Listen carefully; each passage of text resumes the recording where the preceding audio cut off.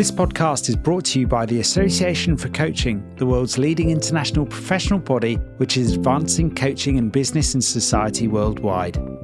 I'm your host, Rob Lawrence, and in this series, we are exploring coaching outdoors and how being outdoors is good, if not vital, for our well-being.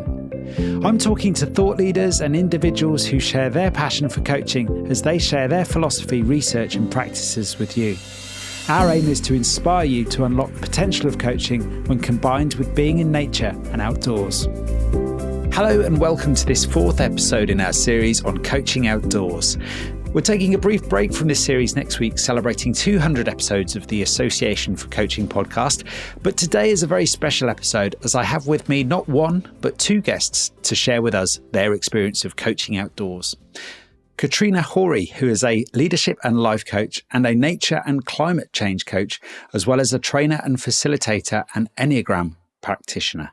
I also have with me Elizabeth Wainwright, who is a walking guide, coach, and has experience in international community development, organisational leadership, climate strategy, and editorial work. Elizabeth is also an accredited hill and moorland leader, which I'm looking forward to finding out more about today. Both Elizabeth and Catriona are mothers and co-hosts of the Unfurling podcast, and regular listeners to this podcast will recognise my guests today from episode 52 of the Coaching in the Climate Crisis series hosted by George Warren for the Association for Coaching back in 2021. So Catriona and Elizabeth, a very warm welcome to the podcast. Thank you very much for having us, Rob. Thank you. It's great to be here. Wonderful to have you both. Makes it extra special to have two guests today. So I'm keen to learn more from both of you about your individual experience and collective experience. So maybe just a brief introduction. I'll begin with you if that's okay, Catriona. Mm-hmm. You know, coaching outdoors. I mean, what does that mean to you? Yeah, I love the fact that the series is called Coaching Outdoors rather than Coaching in Nature. I love nature. And I do coaching in the more natural world, but equally I live in pretty central London in Battersea. And for me, it's about just getting people outside of their offices, outside of their four walls of their homes, whether that's in parks, by the river. Coaching outdoors is the whole gamut of being in a local park through to the wilds of Devon, which is where Elizabeth is. So for me, I view it in quite a broad way. That's lovely. Thanks, Catriona. And Elizabeth, how about you? What does that phrase or term mean to you? Echoing definitely what Kat says. And also just, I guess, recognising that we think well when we step out of our usual routines, our usual context. So there's something about just moving outside of four walls for me. So that can be, like Catriona says, your local park. It can be urban or it can be woods and moorland like I have on my doorstep. So I think almost it doesn't matter the specifics of what the outdoors looks like. It's rather just opening up our thinking and imagining what we can be and do and create when we release the kind of constraints sometimes that walls put around us. Yeah, it being more than just the indoors in that sense. And everything that comes with that. So it's not just nature, but that is part of it. That's an inspiring image already to give some further thought to. So, Catriona, if I can come back to you, I'm curious, how do you work with people in this way? Yeah. Well, as I mentioned, I live in London. So the reality of my life is I'm also a mother of two boys. And so I coach close to home. So in Battersea Park is my nearest park. I have done it in a few other places, but that's the main area. And what I tend to do with people is offer them a program of coaching and, maybe say it's 12 sessions, 3 sessions, I offer in Battersea Park. Doesn't mean people always take me up on that because actually if you think about it, there's travel time, then there's a session and there's a travel time. So it's not actually necessarily feasible for all people or even desirable. But for those people who want to do it and can make it work, I always find the sessions are just beautiful because what I tend to do, especially in the first session, is meet right in the middle of Battersea Park. So there's a bandstand there. And by chance, it's a circle and it's divided into 8, which is almost like a wheel of life, which other coaches will know about. So you can even start coaching there and then if you want to. And I encourage people to either bring an object or a photo of something that's inspired them on the way here to that circle about how they're feeling about life right now, just so we kind of understand where we're arriving. And I know the park well. I know where the different areas are. You know, we've got a peace pagoda in the north. We've got tropical gardens. We've got a beautiful old English garden, lakes, wooded areas. And so I give people a rough idea of where it is. And then I let them lead me almost, like, where are they drawn to?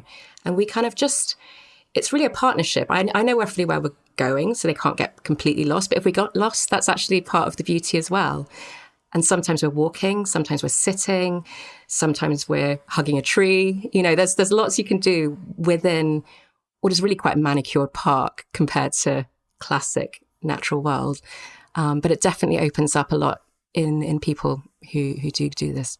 That's fascinating. I've got a number of images in my mind now, and I'm just thinking, gosh, how something like a bandstand in itself can be a reference or can be something you can bring into your coaching work together in a way that can make it really visual, really interactive and really perhaps useful.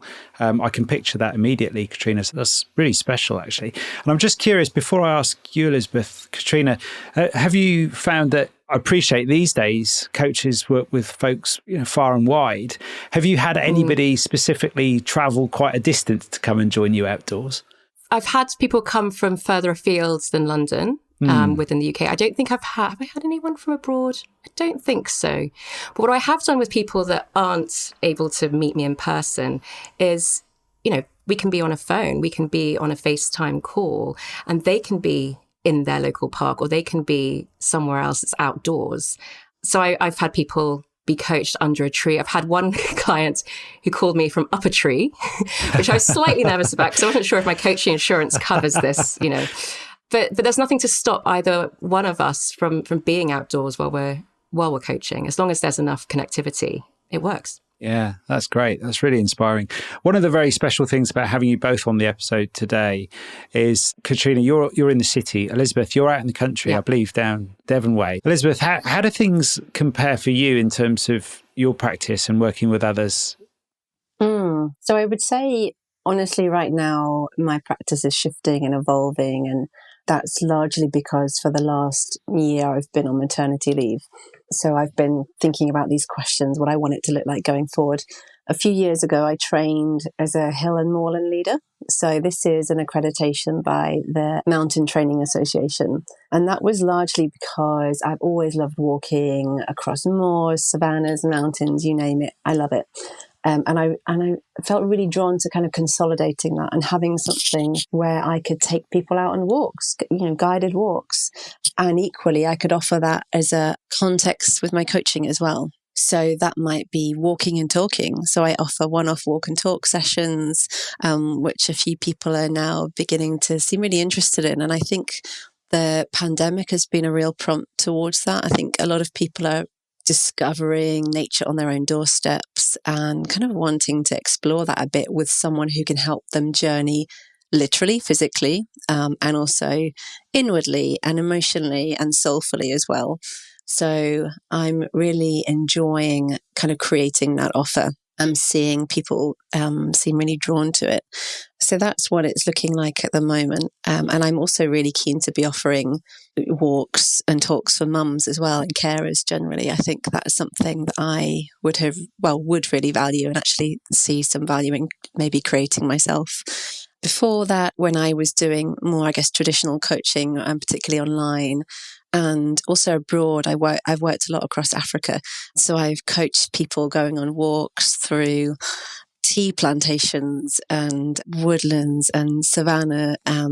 These have generally been community leaders. And that's been a real lesson in actually how we can really use the specificity and the uniqueness of our own context to really kind of recognize who we are and who we're becoming. And I've really enjoyed that. And then, like Catriona, I have actually coached a couple of sessions online where someone I've been working with in Kenya has gone up a tree.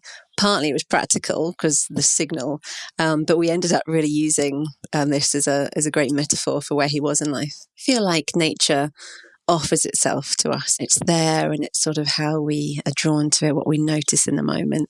It's a great partner. And then also just lastly, books and quotes and things too, which Catriona and I have drawn a lot on in our work together. But there's a lot of nature writers and naturalists and ecologists who I draw on as well in my own coaching work for people that want it. So quotes and reflections on nature, and kind of people using this maybe from their room and their office and their desk or, sofa, but kind of through the eyes of writers, imagining nature and seeing what they're drawn to. So I feel like you can be really creative with this, and that's something I really enjoy. Yeah. Yeah, I'd love to come back to the creativity aspect with you both in a moment, but there's a couple of questions that are just popping into my mind, and we're only just 10 minutes in, and already I'll get a sense of what it might be like to work with both of you, and I think I'd want to come and get coaching from both of you for the unique experiences that you bring to coaching. I'm curious, you mentioned there, Elizabeth, about working with community leaders and also just what you learned from that process. I was wondering if you've got an example of maybe something that really shifted your thinking or perhaps your approach. This is interestingly something I'm thinking about a lot at the moment too, particularly through my writing work, which is, a separate strand of my work, but I write and I love it. And I've been thinking about this. How do we kind of honor the individual and also build something collectively as part of community? So I've been thinking back a lot over my experiences working with communities around the world. And I guess I notice, I don't know if this is exactly your question, but it's what comes to mind is working with particularly non-Western community leaders. Community isn't a separate thing, like it just is. It's the context. Things are done in community. The village is very much a concept that is alive and grounding for everyone. So caregiving is done as a collective, and community dreaming is done as a collective. And there's something I really think is important about that now in the future that we're creating in the world. How do we stop living these atomized lives where we're all running on our own schedules, and how do we reconnect with each other and through that the natural world? Because, loving and caring about each other is as much caring about humans as it is non-humans and other kinds of life. So there's something about, just the dance between our individual journeys and growth and who we're becoming, and also how we fit as part of the whole. And I think my experience with community leaders, particularly across Africa, has been a real source of wisdom for that. So specific examples, I'll have a think, but a couple of people come to mind. One leader in Kenya who every decision he was making for his community, he never did it in isolation. He'd always go back to his neighbours, his village. He'd arrange meetings. Everything was decided collectively, and it was really beautiful and really elegant. And equally, villages I've worked in Zambia, this one particular place, it was a matriarchal community, which feels quite unusual, but seeing how women were kind of leading and drawing on the wisdom of the young and elders and each other, it was really beautiful seeing what community looks like in action, and how the natural world is just 24/7 informing that. What the soil is doing, what farming cycles are doing, what, the local water hole is doing. It's all informing decisions. And I don't have that's a long and rambling answer to your question, but there's just something about learning from other ways of doing community and other ways of living alongside nature, which I think is beautiful and would love to draw on in my own work, and I'm trying to. It's a really insightful answer. I really appreciate that, Elizabeth. And you've got me thinking now about the fact that there is this still going on, very much so, very much alive in our world today. But at the same time, perhaps more in the Western world, that would be my hunch, that it's so much more needed as well. And I think certainly there's a lot of people living, it seems, feeling at least isolated or disconnected. So Catriona, coming back to you, with all of that in mind, why do you think the work that you're doing today or the work that we're doing today in this way is so important and so much needed in the world right now? Well, I think Elizabeth mentioned the pandemic as well. And so that was almost like it was a shock to individual systems, to our community systems. And I think it has really highlighted how separate we've become and how we can be very isolated. I myself can get really lonely working for myself at home. In some ways it seems like the dream life, right? I work part-time. I'm a, very present mom, but actually the reality is sometimes I sit here and I'm lonely. And I think there's just a really innate sense within most people, not everyone necessarily, but of wanting to be part of community. And for me personally, that I need to get outdoors. I need to get out the house. And so luckily I also have a real love for what I call the natural world. And that can be, I'm looking across, we have a tiny garden. I'm looking across at our living wall. That's a natural world to me. And my parents are both conservationists, so I guess this is where some of this stems from. But I think it's very easy we've got such a kind of information overload in life. Life is so fast. Life is changing so fast. I certainly get overwhelmed with it sometimes. And by getting outdoors, by getting out the house, by getting out, for me recently, hospital, my mum has had health issues over the last year. So just getting out has been so valuable, shifts perspectives. It reminds you there are other people in the world. You don't have to talk to them. You literally, look, there's someone walking past me. They exist. They have their own stuff going on. And I think whilst the digital world offers a lot, and I do most of my coaching digitally, partly for ease of use and partly so I can work with more people than just within my area of London, it is producing disconnect. So when I work with people outdoors, I just feel like there's a relief, and people they don't even have to look me in the eye. We can be walking side by side. You know, it doesn't have to feel intimidating, and people can kind of go as far as they want to. They can stop by a beautiful rose garden, which can feel very safe perhaps. And then sometimes, actually I was walking with a coach friend yesterday, so it wasn't a client. It was their first time in Battersea Park. And I was like, oh, and then I lost my children once in the wooded bit. And she's like, well, let's go into the wooded bit. And so I was showing her what it's like to actually be in what I consider more classic natural world within Battersea Park. So I think it produces a feeling of adventure in people, relief in people, different perspectives, possibility. Yeah, a lot. I certainly know that I'm my best actually when I'm out and about. Yeah, and I think that's a really important point, isn't it? Because one of the themes that's definitely come up for me in this series, listening to the guests that we've had, is the importance of the familiarity of your own environment as a coach to be able to support the people you're working with. And the deeper your relationship with that particular environment, as you're describing, that's what I'm hearing there, Catriona, the more benefit somebody will gain from them being introduced. They're going to feel safer. They're going to feel like excited perhaps about your knowledge of what you know, or maybe there's some of the stories or whatever it is that you can share about that experience. And as an underlying principle, I suppose, or theme of coaching, being in a psychologically safe place is such an important place to operate from. So do you get a deep sense of that, Catriona? And I'm also curious to learn more about what you were touching upon with Elizabeth earlier in terms of sort of opening up and creativity. What sort of transformation, what sort of changes do you experience, albeit on a subtle level sometimes, I imagine, often, when you introduce somebody to that environment that you work in? I think even, the exercise of bringing an object, you're not allowed to pick anything, I always tell people, but, they bring you an object, whatever that is, or taking a photo. Even that small exercise, it can suddenly focus people away from potentially kind of overthinking and things like that. So even at the start of the session, people are already shifted a little bit. And I guess when I think about where I've noticed, I don't even know if I'd call it transformation. It feels slightly too grand, but just deep connection. How about that? I think that feels fairer.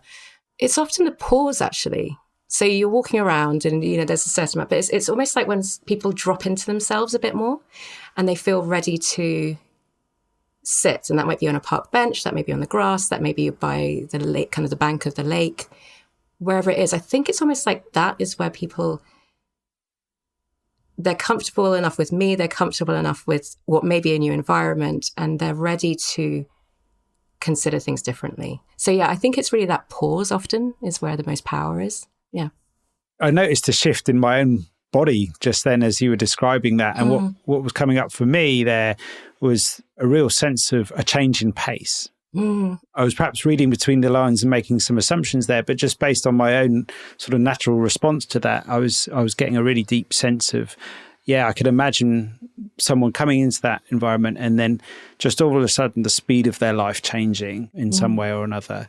Has that been true for you, Elizabeth? I mean, what sort of shifts do you experience there? I love what Catriona was saying there about a deeper sense of connection. Yeah, I think the connection is definitely a theme that I love to see and watch and tap into and see how it looks different for everyone. And also there's something about, maybe it's linked to that moment that you said, Catriona, where people sort of drop into themselves. It's almost like permission to be themselves.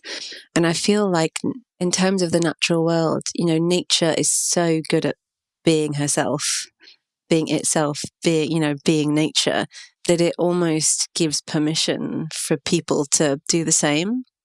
So when I'm being true to my nature, what does that mean? What am I saying? Who am I being in that moment?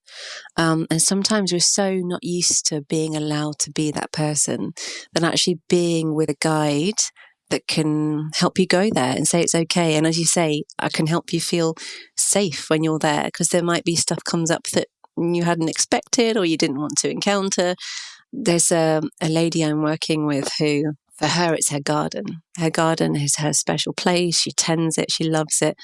And also it's a place where she goes to almost look in a mirror and she notices her reactions, and she brings this to every session, what the garden's been showing her lately about herself. And there was a moment where she kind of came and she was speaking about the joy and ease that had opened up. And these are things that she'd never felt before. And it's just something about, seeing ourselves and seeing who we can be and seeing what the world needs and wants us to be. The world doesn't want us to hide away and to camouflage ourselves. It wants us to step out and be sometimes the odd looking plant that's like no other plant, but serves a beautiful purpose in the ecosystem. So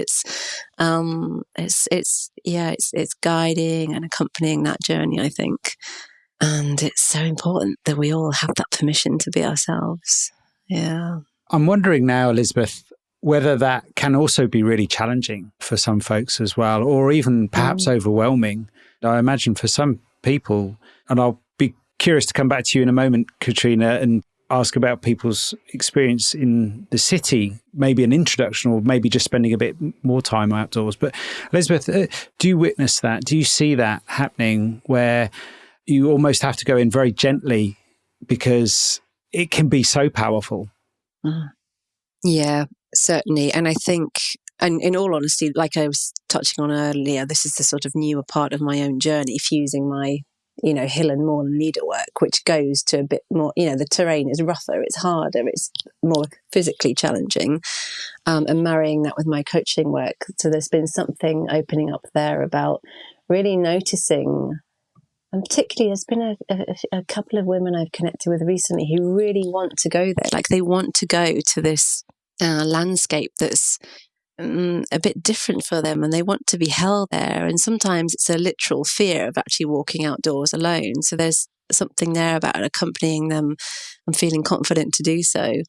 But then, having the tools to kind of help them feel safe, help them feel like, they're the ones holding the compass, they're the ones choosing their direction. And really, I've been really noticing how and why the emotion arises and trying to be sensitive to that. And starting small, starting intimate sometimes is, literally we'll stand by a tree and that's enough.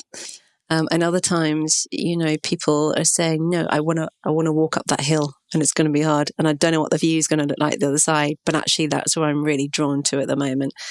So it's almost kind of helping people safely step into the unknowns that they're curious to explore. And I suppose just being on hand to say, it's okay, there's a map here. Maybe you don't know what that map looks like, but we'll find it together. And I love that. There's so many much metaphor as you can imagine in this whole thing. But the being aware of the stuff that can come up emotionally has been something I've been thinking about loads. Really important, yeah. Yeah, you've really got me thinking there about this practice of safely stepping into the unknown, as you mentioned there, and then being able to take that back into our lives after that experience. So, Catriona, coming back to you, I'm sort of curious to ask the same question or a similar question, perhaps, in terms of that experience and how powerful that experience can be, and maybe some of the challenges for you as a coach managing that. But also, I'm curious to hear your version of what Elizabeth was just sharing with us there in terms of being able to actually explore the unknown. And I can't help but feel that particularly people in urban areas having a deeper, particularly if their everyday experience doesn't involve a lot of outdoors and or nature, I can imagine that a bit of time out there will give them something to take back into their everyday lives. Yeah, I mean, I think there's a reality that people who want to be coached outdoors, that are choosing to be, are probably going to be fairly relaxed with it already, or at least familiar with it. And I think what's interesting is about being in the city. Like, I've come across friends of mine who grew up in cities and wouldn't know what pair of wellies to buy. Like, they just it feels, and they're educated people, and that can feel overwhelming in itself. Not that you need wellies in Battersea Park, but also, even though we have these huge spaces in London, and London, one of the reasons I stay in London as far as cities go is because we have great parks and they're free, open to everyone. But actually, I think culturally, not everyone, it's not necessarily part of one's social life or culture or how you want to spend time. So yeah, I think I'm always conscious that I grew up in the countryside. I grew up in a small town in Gloucestershire. I had conservationist parents. I've grown up a certain way. I've ended up in cities in my adult life, but I have a comfort and a familiarity that not everyone's going to have, And even that discomfort, I mean, even at the weekend, myself, I felt uncomfortable. I was walking down the street with my eldest son, who's 7, and he loves nature. So he decided, there was a row of 3 trees on quite an urban street. And he decided to go and hug one of the trees. And I was like, cool. And he's like, Mom, come and hug the tree. And I was like, okay. So here am I advocating for coaching outdoors in nature. And I noticed in myself, oh, this feels a bit weird. Like, what if any of my, mummy friends drive past right now? And I was like, oh, get over yourself, Catriona. So I went and hugged the tree, and we then hugged the other 2 trees. So it's not like I'm completely au fait with all of this. And I don't have my insecurities. But yeah, and I think so. It's everyone. I guess going back to your question, everyone has different starting points with this, different comfort levels, and so I guess what I'm conscious about is not assuming a certain result or a certain connection is success in the coaching, because actually people start from different points, and actually it doesn't really matter what I notice or see. It's what they experience for themselves, and that might be in the moment, or it might be down the line, and it might be weeks down the line. It might be, sometimes I get testimonials a year down the line. Stuff stays with people, but it takes time for it to kind of really mellow out, as it were. Yeah. And again, I can't help but think about the rhythm and the pace of people's lives, and the fact that sometimes this deeper work takes a lot more time. I'd love to ask you both about this as mothers, and myself as a father. There's a very strong link for me between my kids, the outdoors, and creativity. And I'm curious as to how that shows up in your own lives. And what I'd like to ask you about is how maybe some of the practices that you spend time working with other people to benefit them, how do you lean into similar or maybe even different practices yourselves in a similar but different way? So same resources, outdoors, same resources, but in a way that supports you as a complete human being, but also as a coach. So perhaps I could start with you, Catriona. I'll start with a more unusual thing for me. I went actually on a retreat about 6 or 7 weeks ago to France. It was up in the mountains, and it was organised by 2 leaders who, all of the coaches there had been trained by the Coactive Training Institute. And I haven't been away for ages by myself. I've got 2 small children and we go away as a family, but actually going away, I hadn't been abroad by myself, I think, for 6 years. So it was a big deal. And just taking those days for myself and stepping away from the city, being surrounded by mountains, being challenged to really trust the earth. We did lots of different nature exercises up there together. It just kind of reminded me of all these different parts of myself that sometimes get lost just in the day-to-day running around of work, of being a parent, being a wife, being a friend, all these other roles that we can all have. So that for me has been a great kind of special edition recently. Personally, the thing that I enjoy doing is just getting out of the house and having a walk. I take my iPhone with me. I love taking photos of flowers or anything I see, during the pandemic, I had a little Instagram page, but that's now kind of gone dormant. But interestingly, Elizabeth and I love using quotations, and I was doing a bit of a quotation search before this call. And there was a quotation I came across by Toni Morrison, the author, and it just made me giggle because I think I've probably got some evolution still to do because I do enjoy using my camera. But it says, at some point in life, the world's beauty becomes enough. You don't need to photograph, paint, or even remember it. It is enough. And I that really touched me today. I was like, actually, I don't need to always have my phone with me. I don't even need to make it special. I don't need to remember it. I just need to be out. And that's it. Yeah, you've got me thinking there about how special it is anyway. We don't need to make it special. Which is a lovely thought, Catriona. I really appreciate that. Thank you. And how about for you, Elizabeth? Yeah, I would echo much of what Catriona said, and particularly the just going out for a walk. It feels like sometimes that's especially with a young toddler, that feels like a mission in itself some days, to leave the house on my own, just to go for a walk with no bags and stuff and equipment. So I'm trying to make space for that, recognizing how walking has been so important to me through my life, through the difficult stuff, through the enjoyable stuff. So there's something about making space for that and doing it just for me, without a phone, without any agenda other than needing the space I need to think. And I do think walking and thinking go so well together. I've been reading a book recently that I've been reviewing for a magazine about a woman who undertakes various old pilgrimage routes through the UK and through Spain. And she unexpectedly, discovers all these things about herself that she wasn't expecting to. And it was a real kind of reminder of, actually making space for a walk.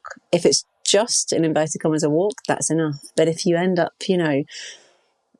breaking through something or thinking something or feeling something that feels true, that is such a beautiful thing that can come from a walk. So I guess it's practicing what I preach, and not that I preach walking, but you know what I mean? Like there's something about doing the stuff that I believe is good for us, and that has served me all my life, I think.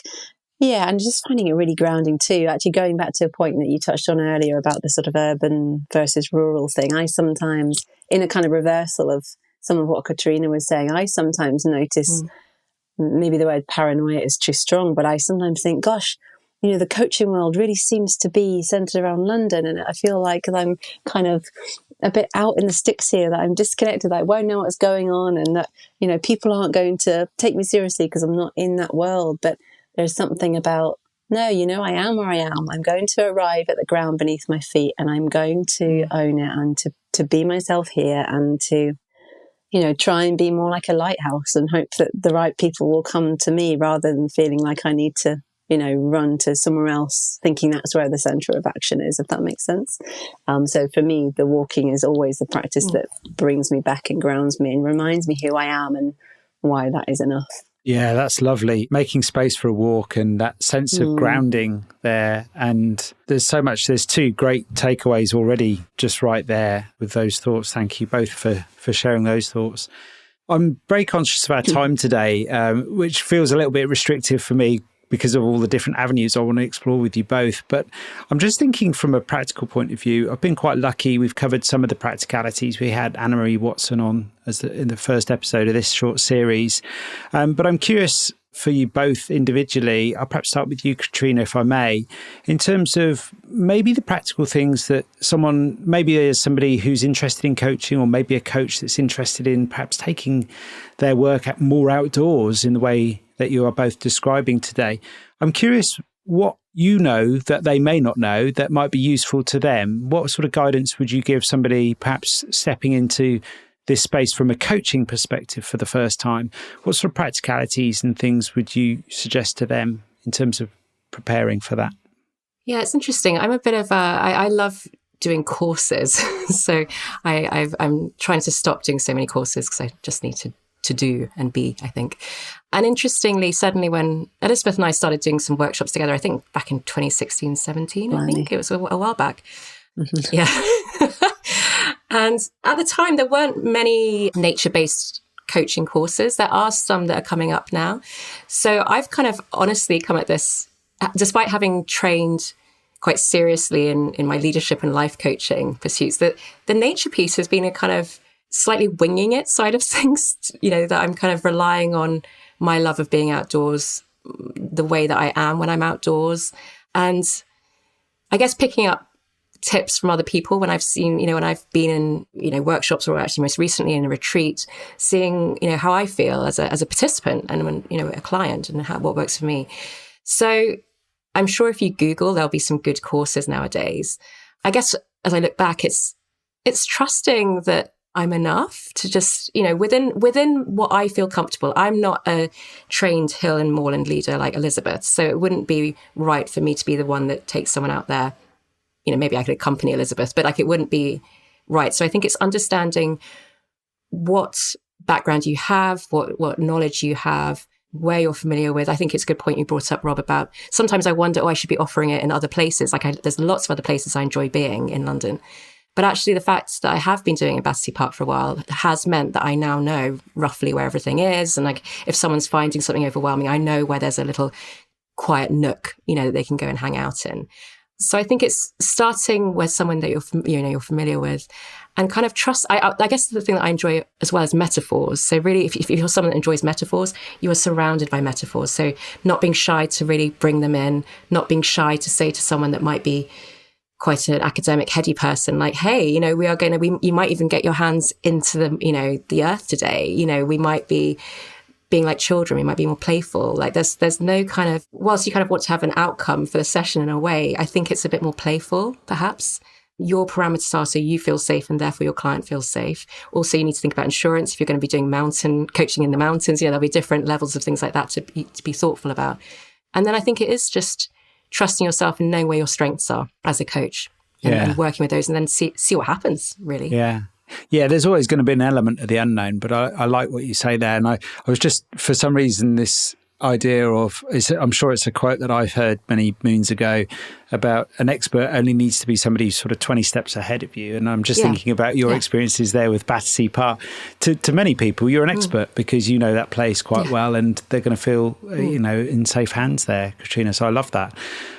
Elizabeth, I'm curious to learn more about your Hill and Moorland qualification, actually. It's not something that's come up at all in the series from that perspective. It's been mentioned, but I'm curious as to what's involved in that. I'm sure there are quite a number of listeners that, like me, that's something new. I didn't know that something at that level existed. So what's involved with that? So I could get really nerdy and go into all kinds of detail, which I'm not going to do. It's really it was a qualification developed. You may have heard of the idea of like a mountain leader. It was a qualification developed by Mountain Training, the organisation that do mountain leadership, recognising that actually a lot of people aren't near mountains and they don't want to walk up mountains in blizzard and ice and snow for a week. They might want to do, a day's hike over a moorland, or they might want to do some wild camping on Dartmoor, which is the only place in the UK where you can legally wild camp, although that's a whole other conversation which we won't go into. But you sign up and you do a course. I think it's 3 or 4 days. So your kind of initial course where you learn, it kind of expects a basic level of navigation and so on, which you can do some sort of top up courses to do that. But anyway, there's this course, you learn about emergency procedures and all sorts, group leadership, ecosystems, you touch on everything. And then you have a period where you go away and you consolidate and you have to log a certain amount of walks and hours and all kinds of different terrain, different lengths. Then you have to do a separate outdoor first aid qualification. So you'll be examined and you'll be thrust into scenarios where you have to quickly decide the best course of action. And it was intimidating, but it was a real confidence boost to thankfully pass that. And then you go and you do, once you've done all that consolidation, you go and you do a separate 3-day assessment. So it's a 3-day assessment where they test everything. So you have to be navigating at nighttime in the pitch dark on sort of upland terrain in the UK. They'll throw emergencies at you. You have to deal with them. Group dynamics, group leadership, all sorts of things. So it's very comprehensive, but it's something I knew I wanted to do. And I think various pieces in my life just meant that the timing was right. So I think that world, the kind of mountain training organisation and the courses they offer, and then the coaching world are quite separate worlds. I haven't found many who've spanned the both. So that's probably why I imagine it hasn't sort of come up so far. But I think there's definitely room for, as your series is opening up, there's room for coaches and people who maybe do want to have that kind of tool under their belt.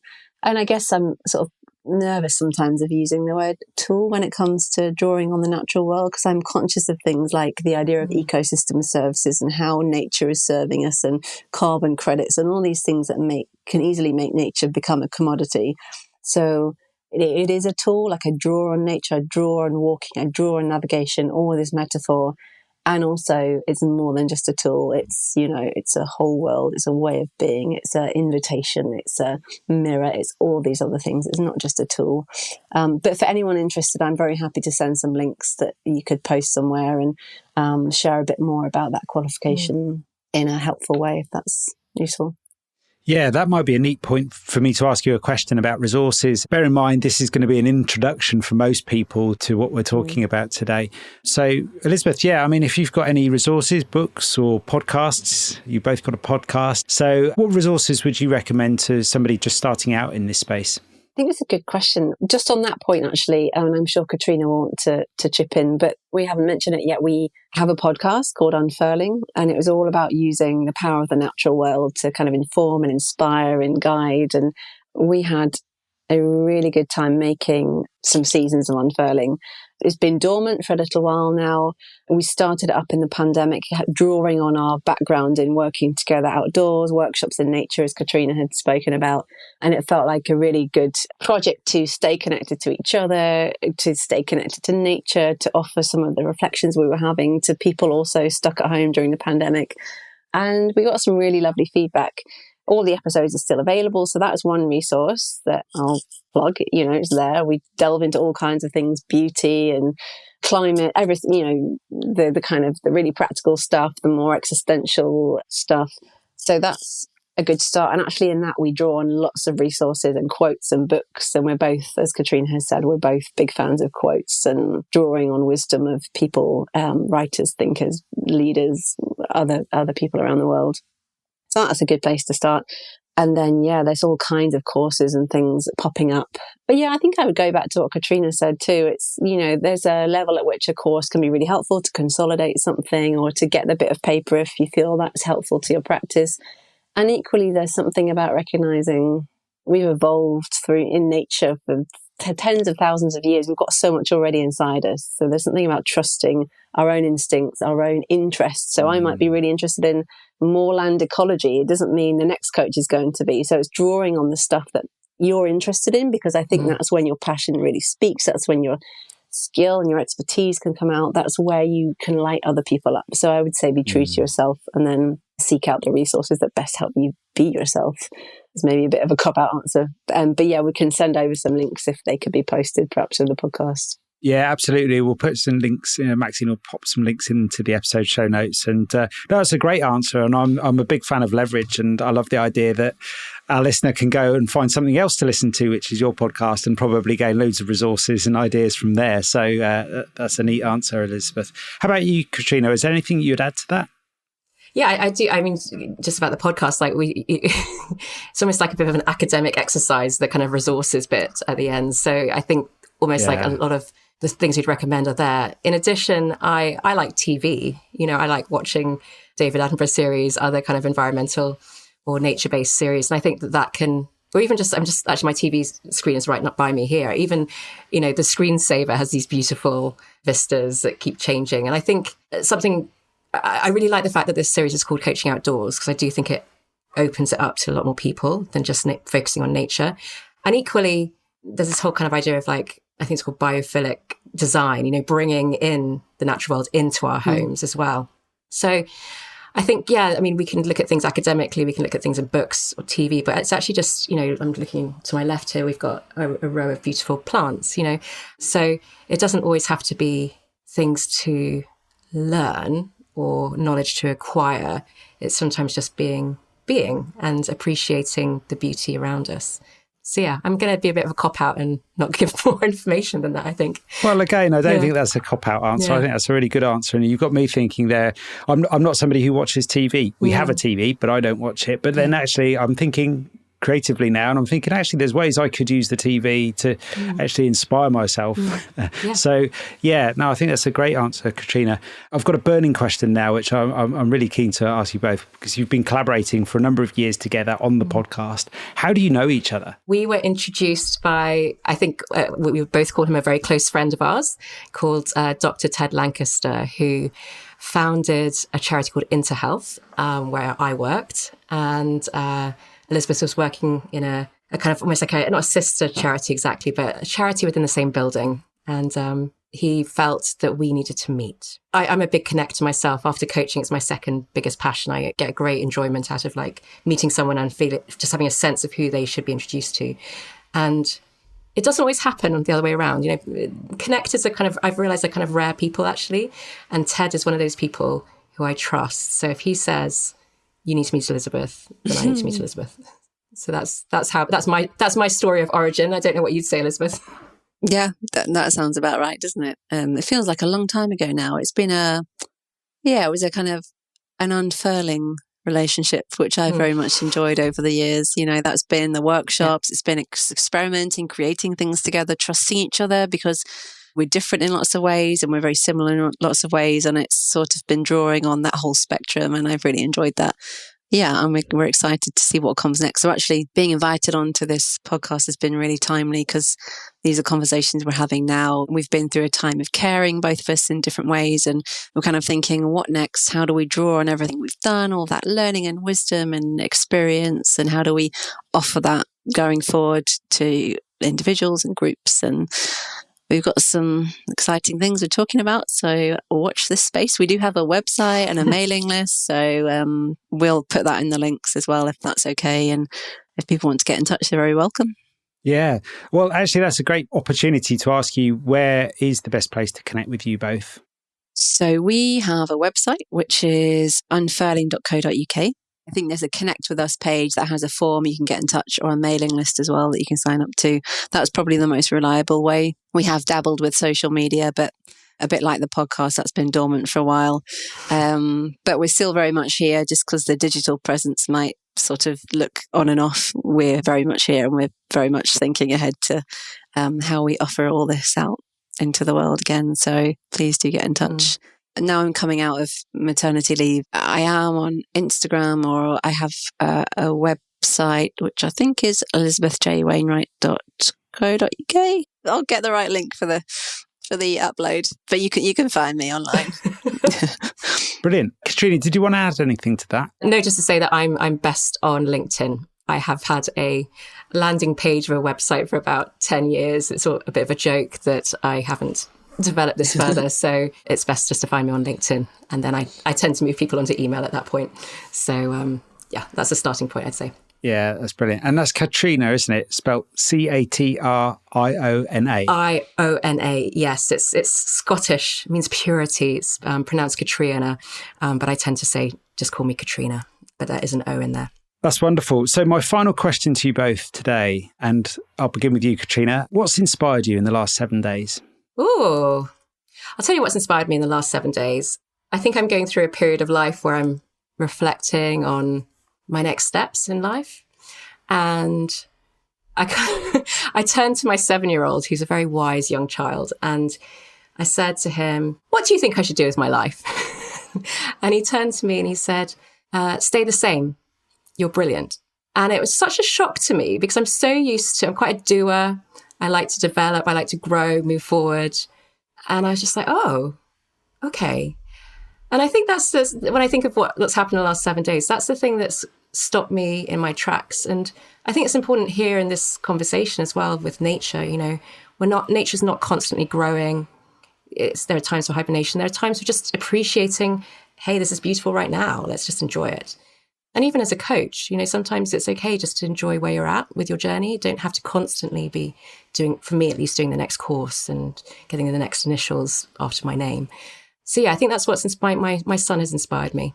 That's a lovely answer. Thank you, Catriona. And Elizabeth, how about you? I think I'd say similar. My daughter teaches me that I need to be nothing other than who I am. And in the same way that a tree is nothing other than what it is, and a flower and so on, there's something about the world needs me as I am. And so stepping more into that, I think, has been really freeing to think about. And then just a really visual thing. We're actually up in Northumberland at the moment visiting in-laws. And yesterday morning, there was a really low kind of sea mist and everything was covered and you couldn't see anything, and then it slowly lifted and everything became visible, the sea, the coast. It was really nice. And it was just a real lesson in sometimes just because you can't see the way forward doesn't mean it's not there, and doesn't mean it won't present itself. So something about, I like what Catriona's saying. It's okay to be where you are. Sometimes that's the best thing, and views and paths open up when they're meant to. So yeah. That's lovely. Well, thank you both for making the time to be with me today. It's been really exciting to have two guests on a single episode. And I've been filling my journal as we've been chatting away here, and I've got plenty to reflect on and more to explore, way more to explore, which I'm super excited about. So thank you both for joining me today. Thank you. Oh, thank you for having us, Rob. Yeah. It's been a pleasure. Yeah, it's been really great. Thank you for listening to another podcast by the Association for Coaching. For over 20 years, our purpose has been to inspire and champion coaching excellence, advance the coaching profession, and make a sustainable difference to individuals, organisations, and society. To find out more about the AC and our member benefits, follow us on LinkedIn or visit our webpage at associationforcoaching.com. Explore our digital learning hub and enjoy our extensive library of on-demand webinars, signature programs, member benefits, interviews, podcasts, and a portfolio of live events featuring thought leadership, tools, models, and the latest industry trends to help you develop and increase your coaching expertise.